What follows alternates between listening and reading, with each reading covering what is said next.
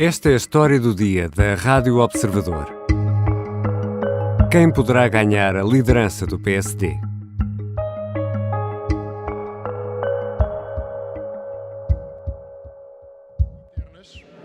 O primeiro ponto foi a aprovação de uma proposta da Comissão Política Nacional de antecipação das eleições, que foi aprovada com eleições em 28 de maio de 2022 e congresso no primeiro fim de semana de julho. Paulo Mota Pinto é o presidente da mesa do Congresso e, por inerência, do Conselho Nacional do PSD.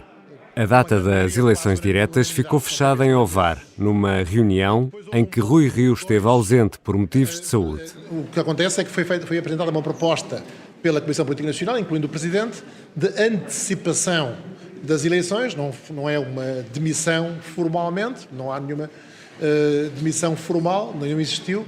O que houve foi, como foi anunciado, uma proposta de antecipação das eleições. As eleições para a liderança do PSD ficaram marcadas para 28 de maio. O Congresso vai ser a 1, 2 e 3 de julho, no Porto.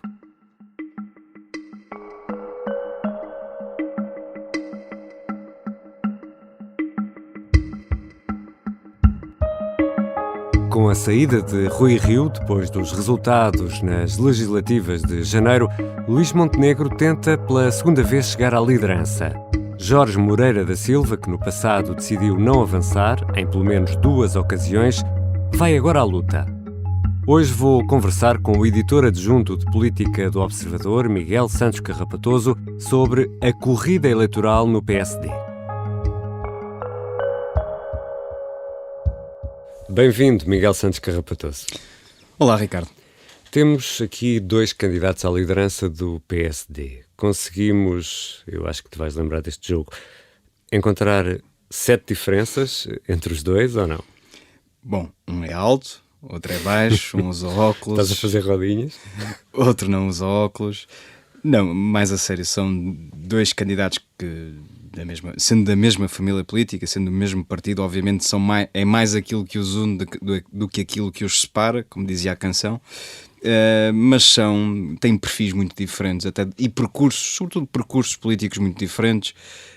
Luís Montenegro mais sólido na parte do aparelho partidário e depois no Parlamento, destacou-se como um líder parlamentar, ainda hoje relembrado pelas suas capacidades oratórias e pela forma como defendeu o governo de Pedro Passos Coelho naquela altura tão sensível da vida política do país. Jorge Moreira da Silva, alguém que foi sempre sendo cooptado para gabinetes e para ajudar a pensar e ajudar a coordenar programas. Foi assim com Cavaco Silva, foi assim com Durão Barroso, foi também assim com Pedro Passos Coelho. Esteve na Europa enquanto eurodeputado, fundou uma plataforma para pensar o país, agora estava na OCDE. Portanto, são percursos muito diferentes.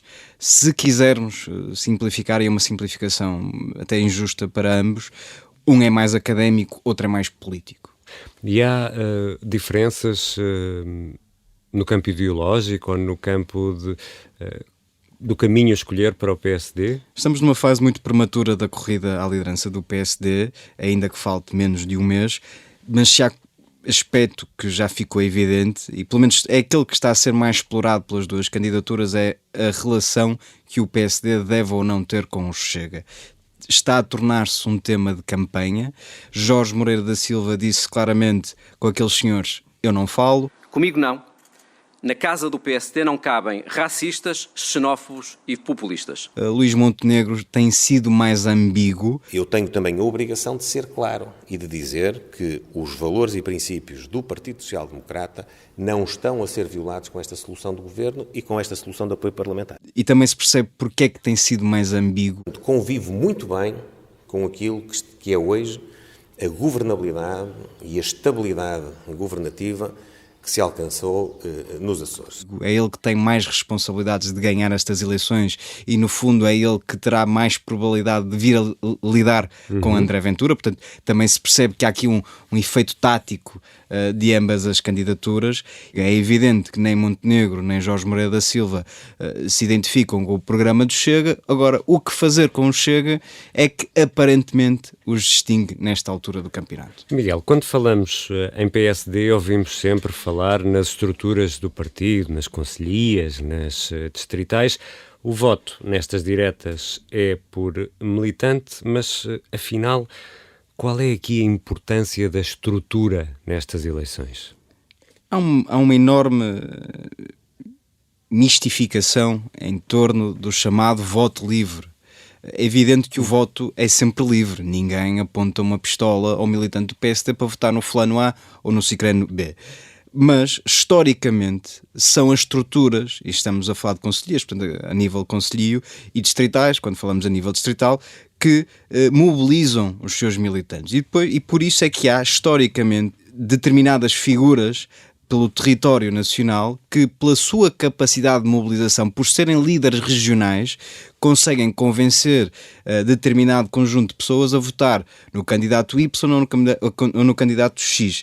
E é o chamado, e é um termo que ganhou alguma, para ser simpático, uma conotação negativa, que é o termo, aliás, do cacique. Mas este voto cacicado desempenham um papel importante em todas as eleições do PSD, com todos os candidatos do PSD. Gerou-se nas últimas eleições aquela conversa em torno do Rui Rio, o candidato puro, que não dependia das lógicas do aparelho. Isso é a maior das mentiras. É evidente que Rui Rio também teve um trabalho muito importante de cacicagem. Não seria ele, seriam outros por ele. E há uma expressão muito interessante no texto que assinas com o Rui Pedro Antunes sobre a contagem de espingardas no PSD, que está disponível em observador.pt, que é Jorge Moreira da Silva precisa de um salvador. Neste caso é de um Salvador Malheiro. Salvador Malheiro, a personagem que nos temos habituado a falar nos últimos tempos, nos últimos anos de Rui Rio, era exatamente essa imagem.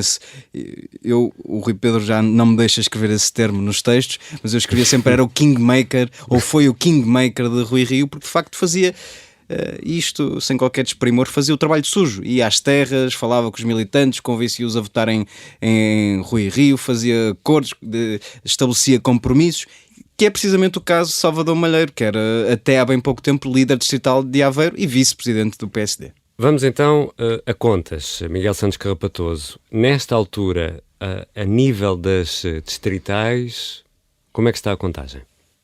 Ao dia de hoje, e é importante sempre sublinhar que este exercício comporta algum nível de imprevisibilidade. Fica feito o aviso. Ao dia de hoje, Luís Montenegro claramente tem a vantagem nesta corrida à eleição do PSD.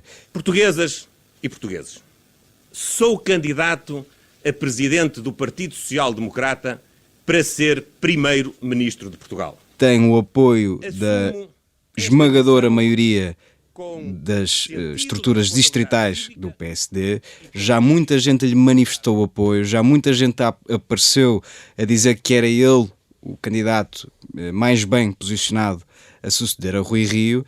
Se quisermos pôr uma percentagem, diria que Luís Montenegro lidera com uns confortáveis, para ser simpático, 60%, 65% de hipóteses de vencer as eleições do PSD. E há distritais mais importantes do que outras, desde logo por causa do número de militantes, não? Claro que há, e é importante também explicar isso. Apesar de serem muitas distritais, a corrida do PSD, à liderança do PSD decide-se sempre, ou decide-se em grande parte, em 4. Porto, Lisboa, Aveiro e Braga. Neste momento, e olhando para os dados que são públicos, o próprio partido disponibiliza esses dados, estas 4 estruturas distritais reúnem mais de 20 mil militantes em condições de votar. O total são 38 mil. Portanto, estamos a falar de bem mais de metade dos militantes em condições de votar estão concentrados nestas distritais: Aveiro, Porto, Lisboa e Braga. Já vou voltar a esse número dos 38 mil habilitados a votar, mas queria antes, e já que falamos das distritais, olhar também para as concelhias, porque também há aqui elementos importantes nas concelhias. Não é? Precisamente, e é isso que às vezes confunde um bocadinho quem não está habituado a olhar para este tipo de fenómenos. Para termos uma ideia, Barcelos, com cerca de 1000 e tal, quase 1100 militantes em condições de votar, tem mais gente do que a distrital de Setúbal. Famalicão tem mais militantes em condições de votar do que a distrital de Guarda. Portanto, se andarmos pelo país fora, se falarmos de Porto Alegre, Beja, Évora, Castelo Branco, estamos a falar de universos eleitorais de 200 militantes, 300. Por isso é que é importante, às vezes, não olhar apenas para as distritais, mas olhar também para as concelhias mais fortes, que estão sobretudo concentradas em Aveiro, Braga, Porto também, mas sobretudo Aveiro e Braga, que são fenómenos muito engraçados, onde o PSD tem raízes muito próprias. As campanhas internas, Miguel, já viveram tempos mais efusivos e de maior mobilização, ou estou errado quando faço esta afirmação? Sim, e a todos os níveis, quer pela atenção mediática que os candidatos estão a receber, e essa parte é da nossa responsabilidade, obviamente, pelo próprio número de notícias que geram os candidatos, as interações que têm, as deslocações que fazem, mas há um dado que é objetivo, que é o número de militantes que têm as cotas em dia, que podem, se as eleições fossem hoje, que podiam votar. Neste momento temos 38 mil militantes em condições de votar. O tal número que deixámos pendurado de há pouco. Estamos a 5 dias de terminar o prazo de pagamento de cotas. É possível, e antecipando que haja agora um grande fluxo de pagamento de cotas, que chegue aos 45 mil. Diz-nos a experiência que destes 45 mil, apesar de tudo, 15 mil ficam em casa. Portanto, arriscamos-nos a ter o próximo líder do PSD escolhido apenas por 30 mil militantes. Tem sido cada vez menor o universo de militantes a votar e a escolher o líder do PSD, mas nas últimas eleições, por exemplo, foram 34 mil militantes. São 4 mil a mais e é uma diferença que nestes universos é considerável. E qual é o universo total? É um exercício também difícil de fazer, porque depois teríamos de ver quem... Há diferentes estatutos também nos regulamentos do PSD. Objetivamente falando, militantes ativos, e não vou perder muito tempo a explicar o que são militantes ativos, mas militantes ativos são hoje 85.747 militantes ativos. Votam neste momento 38 mil. Mas também, Miguel, num quadro de maioria absoluta do PS também se percebe alguma falta de entusiasmo, ou não? Sim. De facto, o quadro externo, o quadro exterior ao PSD não é fantástico para mobilizar ninguém. Há uma perspectiva de termos o partido a passar 4 anos no longo deserto da oposição. Mas depois também há outra questão que, precisamente, está também na gênese destes fenómenos de eleições internas de um partido muito próprio como o PSD, que é o próprio ciclo eleitoral que se aproxima. As eleições que temos imediatamente a seguir a estas internas são as eleições europeias. Nas eleições europeias não há grande coisa para negociar, não há grandes cargos para oferecer, não há grandes lugares para prometer. Até isso contribui para esta fraca mobilização, porque as próprias candidaturas não têm muito para negociar com os tais caciques. E depois, ainda um fator em cima disso, talvez um bocadinho até mais relevante do que este, que é a perspectiva que se gerou de que a vitória está entregue a Luís Montenegro. E ora, se a vitória está entregue a Luís Montenegro, as pessoas não têm grande motivação para pegarem em bandeirinhas e saírem de casa. Isso explica também esta enorme apatia que se vive hoje no PSD. É, pois, chegada a hora de renovar o PSD, reformar a política e liderar o crescimento sustentável em Portugal. E considero que sou um militante que hoje está em melhores condições de protagonizar esse desígnio. E quem é que paga estas campanhas internas? São sempre as próprias candidaturas que pagam estas campanhas, depois as candidaturas têm de prestar contas ao partido e têm de apresentar esses orçamentos, mas é verdade que é um universo muito pouco transparente, se quisermos ser simpáticos. E a este propósito há que contar uma história muito, muito engraçada, de resto relatada e documentada e nunca desmentida num livro de um camarada nosso que já trabalhou no Observador, o Vítor Matos. O livro chama-se Os Predadores, em que ele conta que grande parte do esforço financeiro da candidatura de Luís Filipe Menezes na altura contra Luís Marques Mendes foi precisamente de alguma forma a contratar uma empresa espanhola que conseguiu decifrar a máquina que gerenciava as referências multibanco para pagamento de cotas e investiu umas largas quantias de milhares de euros a pagar cotas aos militantes para que eles votassem nessa candidatura. Moral da história, Luís Marques Mendes perdeu, Luís Filipe Menezes ganhou contra todas as expectativas. Isto é para termos uma noção de que esta parte também de pagamento de cotas representa um bolo muito interessante do ponto de vista financeiro das próprias candidaturas. Vamos então regressar aqui à contagem das espingardas. Luís Montenegro, como dizes, está na frente, há pelo menos essa tendência. No entanto, ninguém se esquece do favoritismo de Paulo Rangel, que ruiu por completo quando Rui Rio venceu as diretas. É verdade, e é por isso que é tão importante nós, nestas oportunidades, fazermos sempre a ressalva de que tudo isto é teórico, há uma vantagem teórica, os números dão-nos uma tendência, mas é importante sempre perceber que nada disto é matemático e que de facto há fenómenos e há surpresas que podem acontecer. Acontece que desta vez Luís Montenegro tem ainda mais estruturas do que Paulo Rangel tinha na altura. Tem muito conforto em Lisboa, na Distrital de Lisboa, conseguiu a Madeira, conseguiu os Açores, tem o Porto muito controlado. O Rui Rio teve uma vitória absolutamente surpreendente no Porto. Desta vez não parece que Jorge Moreira da Silva consiga surpreender. Portanto, Luís Montenegro fez um caminho muito sólido em termos de sedução das estruturas e dos líderes regionais. E depois há outro aspecto que é... o rioísmo não existe sem Rui Rio. Jorge Moreira da Silva, é verdade, que está a colher muitas simpatias e muitos apoiantes próximos de Rui Rio, mas Rui Rio de facto despertava junto dos militantes uma genuína admiração pelo percurso que tinha feito enquanto Presidente da Câmara e pela imagem que sempre criou à volta de si próprio. Jorge Moreira da Silva é, quer se queira, quer não, desconhecido por uma grande fatia de militantes do PSD. O PSD tem, portanto, o direito e a obrigação de escolher um candidato a líder que será o voto das portuguesas e dos portugueses, não apenas o próximo líder do partido, mas também o próximo primeiro-ministro. É nisso que eu aposto e é por isso que aqui estou. Mas tem o apoio de nomes importantes, como Francisco Pinto Balsemão. Os barões, Miguel, ainda arriscam alguma coisa no PSD? Obviamente que riscam e têm um peso próprio. A questão é que servem mais para credibilizar uma candidatura que é muito, não diria muito, mas que é desconhecida ou quase desconhecida, e servem mais para dar essa chancela de credibilidade. Mas o voto vale o mesmo que o militante celúrico da Beira.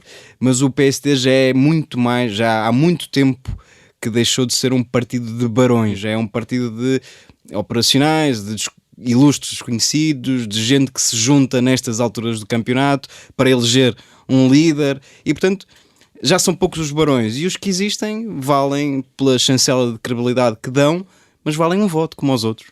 E que vida é que vai ter este futuro líder do PSD com uma bancada parlamentar que não escolheu e com uma maioria absoluta do PS para 4 anos, pelo menos até ver?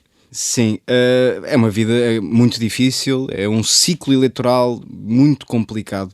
Além de ter uma bancada parlamentar que até ver dá sinais de que vai ser hostil no caso da vitória de Luís Montenegro, ou pelo menos pouco colaborante no caso da vitória de Jorge Moreira da Silva, é o último reduto do rioísmo, se quiseres. Além disso tudo, como dizíamos há pouco, as próximas eleições no horizonte são as eleições europeias, são umas eleições difíceis, porque não é fácil ou não será fácil crescer do patamar de que o PSD vem, que já é um patamar muito baixo, e portanto o próximo líder do PSD terá sempre a obrigação de ter um resultado incrível nas próximas eleições europeias, de fazer uma oposição super eficaz, porque alegadamente, ou pelo menos dizem eles, Rui Rio nunca a conseguiu fazer, e traz-te a pressão adicional de, não estando no Parlamento, não tendo grandes chances de sucesso nas próximas eleições, responder, durar 2 anos, e nas próximas eleições responder perante isso. Não me parece que tenha vida facilitada, para dizer o mínimo. E há potenciais candidatos que escolheram ficar quietos por agora? Não faltam. Aliás, a lista de não candidatos é seguramente muito superior à lista dos 2 candidatos que decidiram ir a jogo. Mas o nome mais evidente e de que muita gente fala no PSD é o nome de Carlos Moedas. Ele foi desafiado a avançar várias vezes, era o desejado. Toda a gente que falava em Carlos Moedas dizia que se ele avançasse ganhava de caras. Carlos Moedas resistiu ao canto da sereia, percebe-se porquê, acabou de chegar à Câmara Municipal de Lisboa, tem de consolidar este percurso, mas daqui a 2 anos, em 2024, quando se discutir novamente a liderança do PSD, Carlos Moedas já terá uma noção exata de se esteve à altura ou não do desafio da Câmara de Lisboa, e o partido também saberá se Carlos Moedas era exatamente o campeão da direita, tal como se anunciou. Mas não tenho dúvidas que será sempre uma sombra do próximo líder do PSD, seja ele Luís Montenegro ou Jorge Moreira da Silva. Carlos Moedas será sempre aquela reserva para o qual o partido não hesitará a olhar à primeira falha, quer de Moreira da Silva, quer de Montenegro. Portanto, o líder, seja ele qual for, ainda não chegou, ainda não sucedeu a Rui Rio, e já terá aqui um fantasma muito difícil de lidar. Obrigado, Miguel. Obrigado, Ricardo.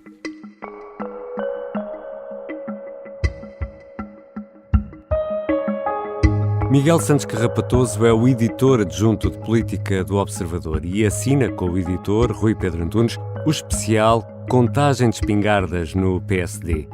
No Observador e na Rádio Observador vamos acompanhar as diretas no Partido Social Democrata ao pormenor. Esta foi a história do dia. A sonoplastia e a música do genérico são do João Ribeiro. Eu sou Ricardo Conceição. Até segunda.